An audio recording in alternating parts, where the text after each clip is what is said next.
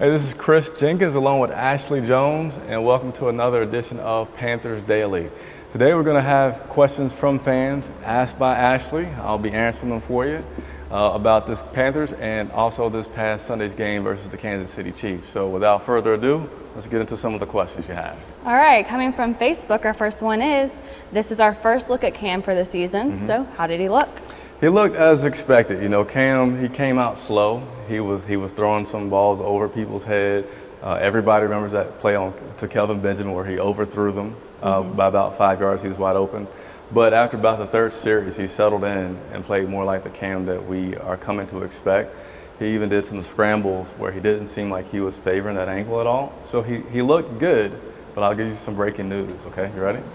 So today in practice, I saw Cam kind of hobble a little bit. Oh, no. Now, it wasn't a hobble like he just broke it or it was about to be something major, but it's just that little thing that makes me think that it's going to linger with him all season. I have no doubts that he'll play through it, but I think he's, you know, come the end of the season, he'll say, I probably played at about 80% for the year. And he probably hasn't played as hard as he is in games in preseason or in practice. So, you know, on Sunday, it was a lot harder than he's used to. So yeah, he still might be a little tender from the game. Yeah. All right, from Queen Breezy, how is Kelvin doing so far? Queen Breezy. Queen Breezy, XX, hugs. Kelvin, he's doing good. He's still, you know, in practice today, the guy catches everything. Everybody talks about his catch radius. I just like to say the guy has long arms, he's tall, and has huge hands. So he can catch anything. We got a chance to see him in that first game make an excellent catch. He tripped up and then he caught the ball pretty well. The other game on this past Sunday, he had, I think, 2 catches? 2 catches for 41 yards. So he's showing everything that you would expect of him right now. Is he going to be a #1 receiver? I think the thing that's going to challenge him the most as a #1 receiver will be how does he adjust to people expecting that he is a #1 receiver. You know, Cam had a really good rookie year because people didn't know what to expect. After that, people adjusted. He had good seasons, but I think that'll be the challenge for him, is catching up to defenses, adjusting, and expecting him to be a #1 receiver. And what about his personal foul? Man, so I actually asked him after the game about that personal foul, and he said that he's just young, and that was just a rookie mistake. And his personal foul shocked me so much because I never saw that coming. You know, usually a guy, you see he has an edge. You see that he might do something like that. I never saw that in Kelvin since I seen him initially in OTAs, minicamp, and now here. So I think it was just a one-time thing. And do you know how the coach responded to his foul?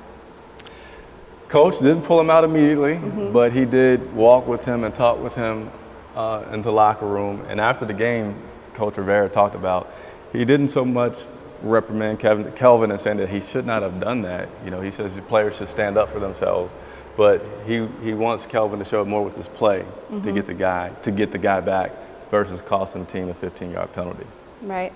And we have another fan favorite with Brandon Williams. So, Brandon Williams. Yes. Yes, Brandon Williams. I love Brandon Williams. He has been a workhorse. He's been one of those guys that everybody thought had this potential. He was a guy that didn't play a lot of football in college. He played more basketball, but he went to a combine, did really well, was able to get picked up, made the practice squad, made the team.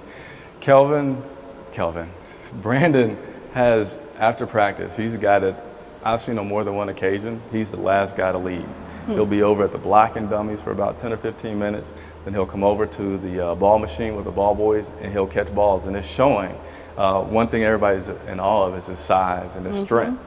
And if he can get his ball skills down, which he's put in all the work to get, combined with the strength, I think really he could be one of the bigger surprises and stories of their upcoming season because he's not on the radar yet. Nobody knows about him. Us locally do, but nationally they don't know about him. I think that might be one of those things that can help us sneak in and have that first back-to-back 500 season. All right, moving on to Jonathan Stewart. You know, if he manages to stay healthy, you know, how you think he's going to do? Stewart, he definitely showed us why he has been that #1 back, why he, you know, knocked D'Angelo off that #1 back. He runs hard and he runs fast.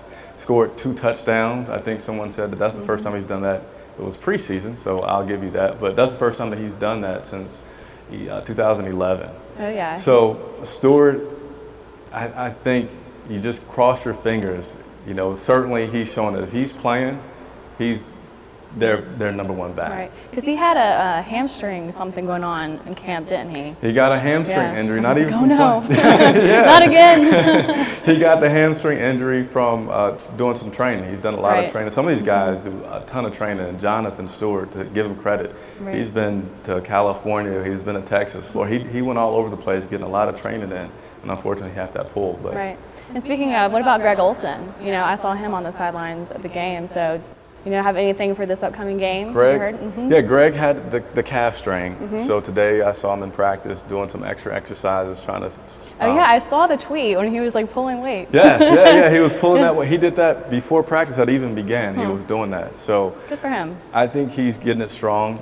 Saw him running routes today and catching balls. Didn't seem to nag him. So I think he'll be pretty good. He'll be good to go this Friday versus the Patriots.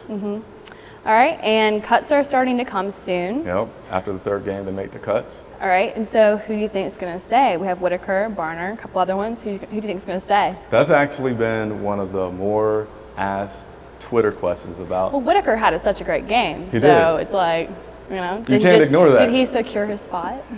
Here's my take on it. You know, it's honestly, it actually kind of gets hard talking about the guys as you're in the locker room. So go and say, you know, Kenyon, don't get after me. You know, talk to me next time I see you. But Kenyon has played a very tentative game. When he gets the ball, he looks like he's kind of slow to go. You get one arm around him, he's coming down.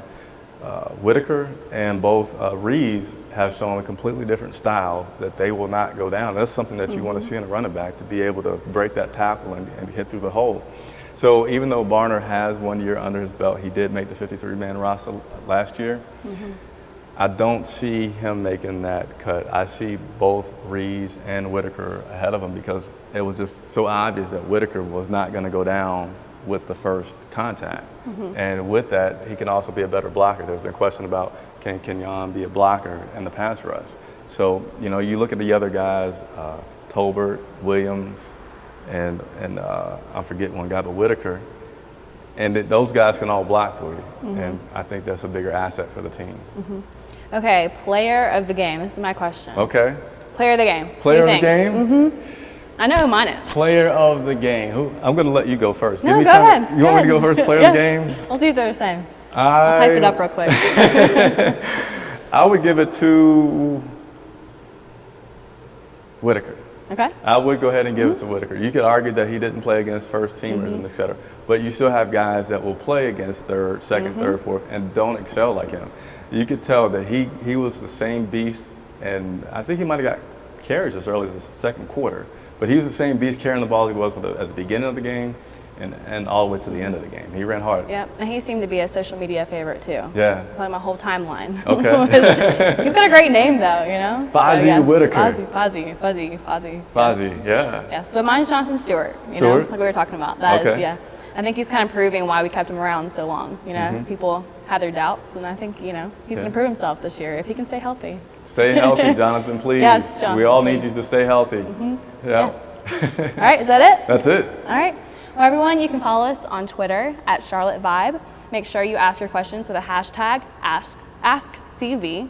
And we'll be here next week to answer your questions. And I'm Ashley Jones. I'm Chris Jenkins. Thank you guys for watching. We'll see you tomorrow. Tomorrow.